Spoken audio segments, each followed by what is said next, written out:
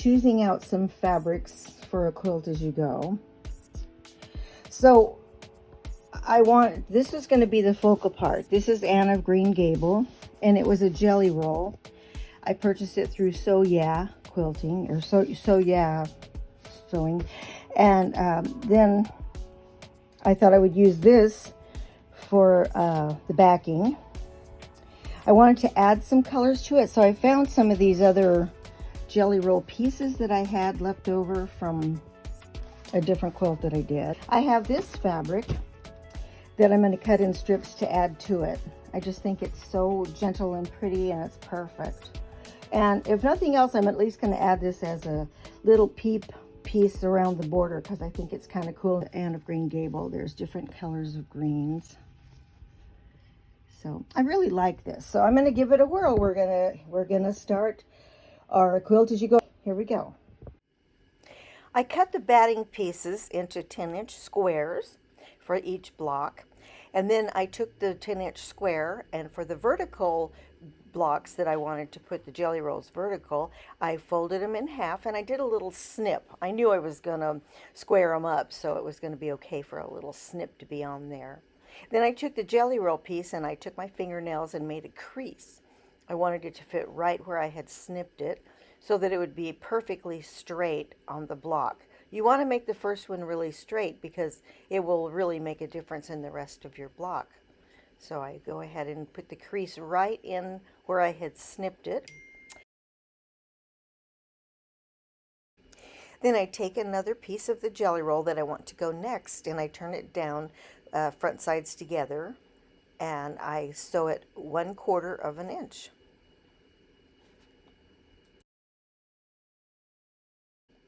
I have my 1/4 inch foot on my sewing machine, and so if I just run it right along there, I know that it's going to be consistently 1/4 of an inch.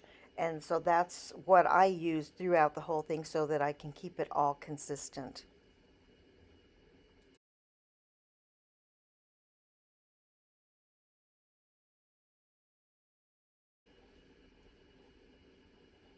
I go ahead and trim it, not perfectly there because I'm going to actually square up my square. But I use my fingernails, and I just do or you can use the ball of your finger and do like a little press there so that it's down nicely, and I continue to add all of the rest of the strips until that one is completely full.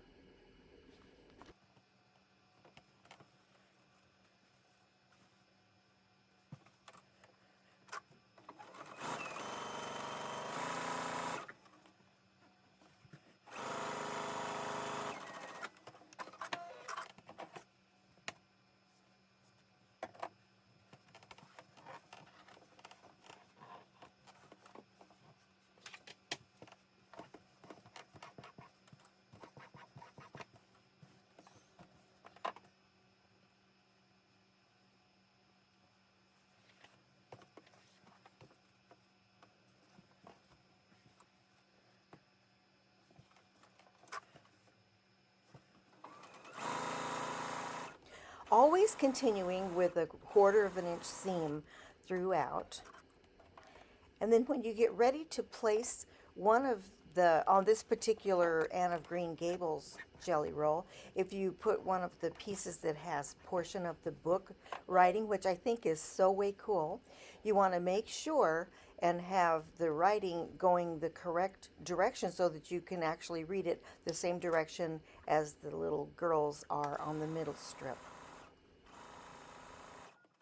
One of the reasons on this particular quilt that I don't put the backing on it right when I'm doing these particular strips is because I am going to add lace. I love the way this lace looks. I tried it several different ways, just laying it on there, and I really enjoyed the way it looked when you did the lace on each side of the center one, where you see Anne of Green Gable and all the little girls and different people on there. So I added this particular lace that I purchased at the Dollar Tree. And of course, most of those were $1 a roll. I think you got 9 yards or 9 feet maybe. And I will show that in a little bit, but I do a little seam really close to the edge, And then I have those two pieces facing together. It has kind of a flat edge on it. And of course now they're $1.25 if you get them at the Dollar Tree. But I go right along the edge and then on both sides of that so that it holds really well. And I didn't like the way it looks on the back. So I wait until the lace is all on. And then that's when I put the backing on, so that I love the way that the quilting turns out after I put all the lace on and put the back on and do it 1/4 of an inch from each seam. I really like the way it looks.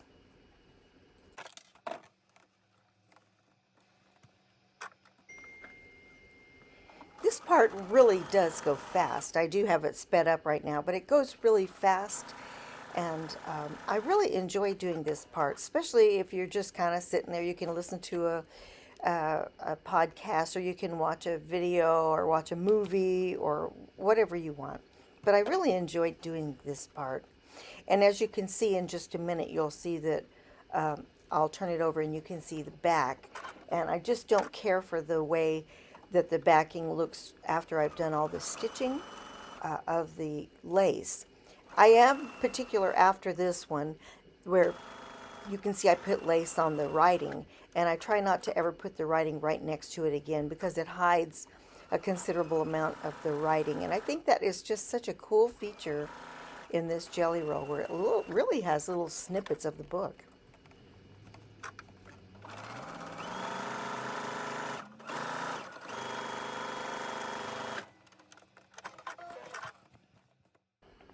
So you see the back of the batting. I just didn't care for the way that it looks after you stitch all of those.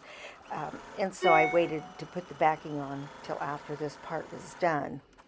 One thing is I do stitch the lace on both sides really close to the edge. I didn't used to do that because I would wait and just do the one edge that was closest to the seam, and then I would wait until I did the 1/4 inch on both of them. But it left it kind of flipping up, and I didn't care for that. So anyhow, and here is the ribbon. You do get 9 feet, which is 3 yards. That's pretty cheap for $1.25, even though the price went up. And here's a diagonal. I did it on the diagonal, where you just go from corner to corner. You crease it and get it exactly right, and then you do your strips on each side, just like you did on the one that we did vertically. And every other block I did one vertical and one diagonal, and I really thought that just really made the quilt look classy. I just really enjoyed it. Once again, I would add lace to this one. Not, on the second one towards the end, you can see I did 2 deals of lace on the diagonal one and 2 strips of lace on the vertical one as well. Actually, I did 4 on the vertical one. I really enjoy this lace. It's a nice cotton lace, and it's quite reasonably priced.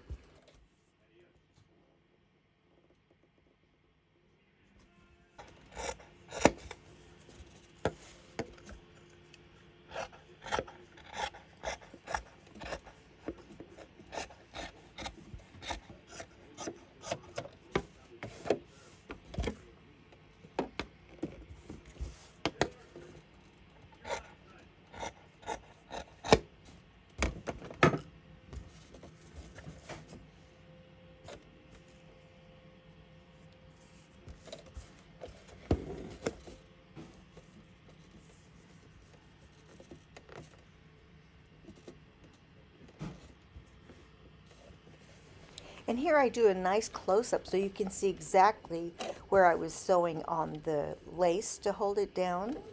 And I just do right along the edge there in those little tiny holes, if you will, so that I can be consistent with it. And I kind of butt it up right against the seam, and it works very nicely.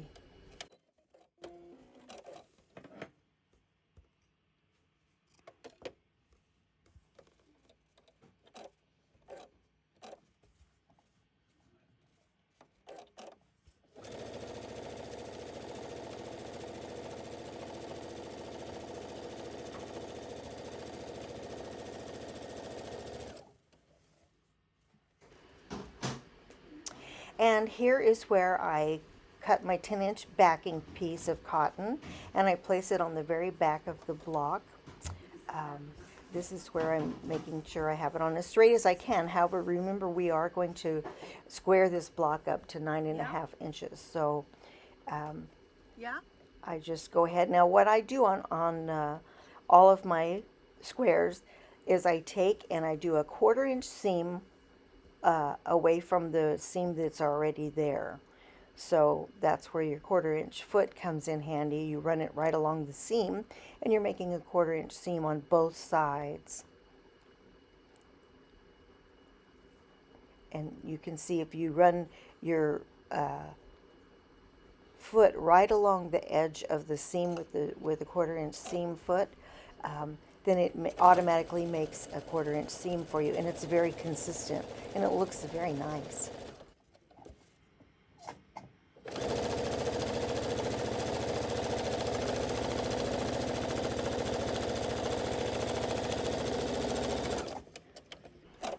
I always sew my first seam right in the middle so that it holds it on straight and works, and then I'll usually do all of the ones that go the same direction, and then I'll do the opposite side of the middle one, then I turn it around and do the other side so that I can always use my 1/4 inch foot to have the perfect seam going along.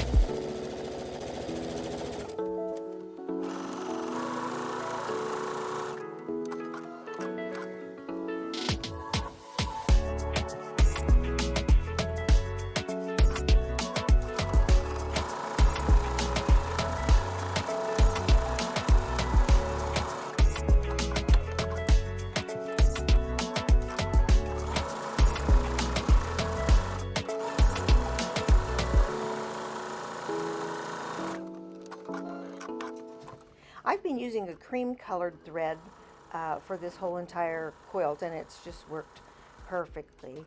And I've been using just the basic 2.5 inch seam, and I just really enjoy this. My sewing machine is a Brother SE 1900. I love it, and see how nice that looks on the back where you've done the 1/4 inch seam. I really like that.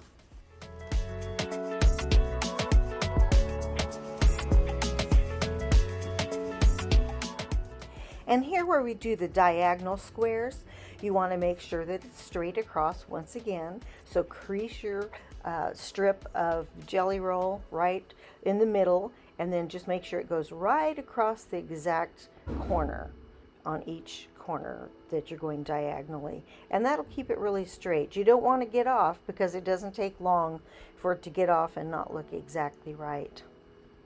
That's what I do. I just do a little finger crease real big, make sure it goes straight. Okay, now after you finish your block, you want to square the block up at 9.5 inches by 9.5 inches.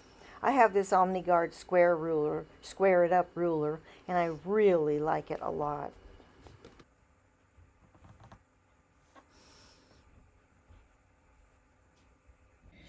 Okay, So once we start sewing our squares together, I want to show you how to sew them together. I've been using for the back strip to hold the together, I'm using a 2.5 inch. So you could use a jelly roll if you have one. So I take a 2.5 inch like this. This particular one, you almost can't tell the front and the back of it. So what you do is you take your piece of, let me show it to you this way.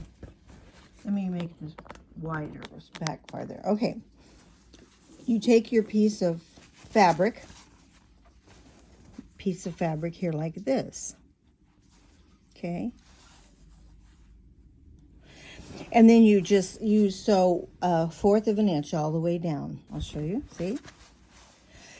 You take the part that you want to show and put it on the part that you want to show. And you put it together. Now, something that you've got to really be careful of, because what can happen here is this can get all off like this.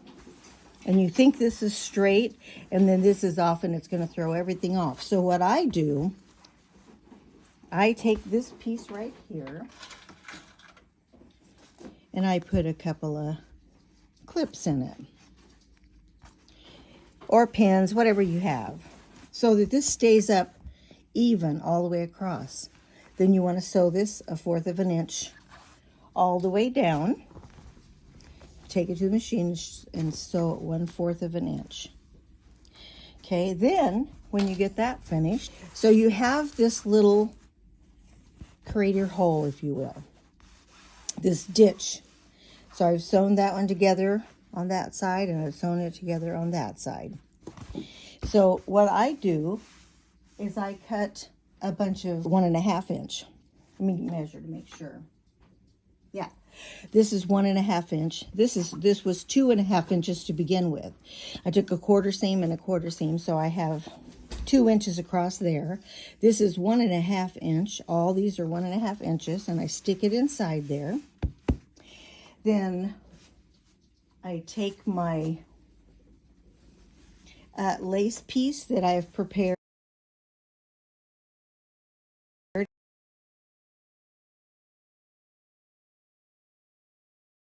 What I did to prepare the front strip is I chose the fabric that I wanted to use, and I wanted it to end up 2.5 inches. So I cut it 5 inches. And no, you don't have to use that much fabric, but it was just easier for me to show. You take your 5-inch fabric and you fold it to the middle each side, and so that the finished part is 2.5 inches, and you iron it all down, all the way down. And both, like I said, each side goes to the center. Then I have this lace that has two-sided instead of just the one side that's flat and one side that has a scallop to it. This has both sides of a scallop. And I barely hang the scallop over the edge of this, and then I sew it right along the edge, really on both sides of the lace. I sew both sides of the edge. It really goes fast.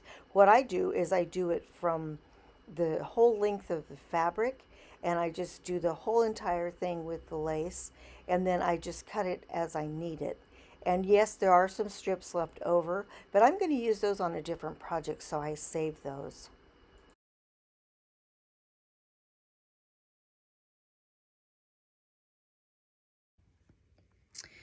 Okay, I'm almost finished with this quilt, and somehow I lost a little bit of my footage, so I thought I would show you.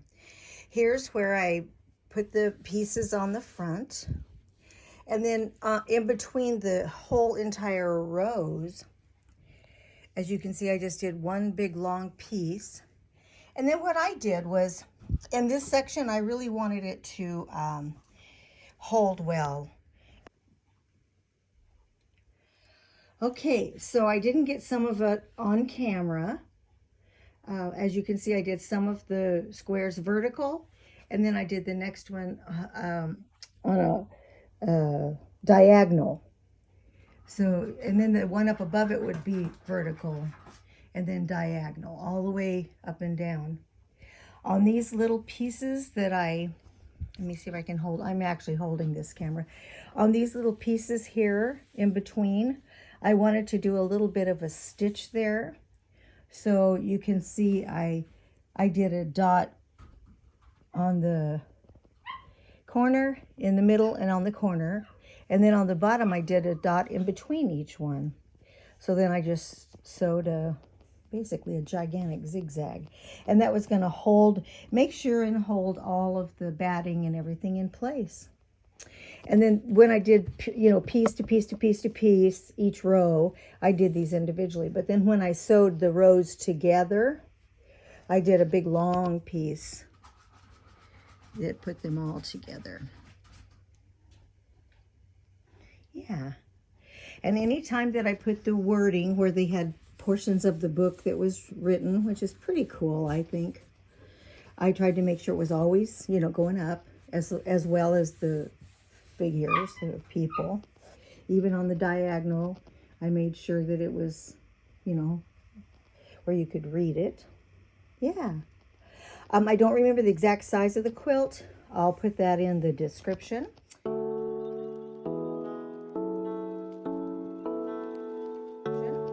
But as far as the going ahead and doing the whole entire border, I did, like I told you, I wanted to put this little striped peep under there. And I wanted that to come out. When I was doing it with the cream, I thought, well, I'll just leave the cream, you know. And then I thought, well, it looked a little bit boring, I think. It just looked like an afterthought because there was lace between everything else. So I did go ahead and I sewed that on before I actually sewed the pieces onto the quilt, so it was much easier to sew the double-sided lace on there. So I love this. It was so fun, and really, it's not very hard to do. I squared all the squares up to 9.5 inches. I cut them 10 to start, but anytime you do quilting, it gathers it up a bit. So then when I squared them all up 9.5 inches, so that was just really, really fun. And here is a shot of the back. So I have a few little threads here and there that I have to get off, but yeah, there's the shot of the back. I just love this. I think it's so pretty. Like I said, I haven't sewn this on yet, but I'm going to do that now. So, okay, well, I'll see you on the next video, and I'll put more information in the bottom. Okay, bye-bye.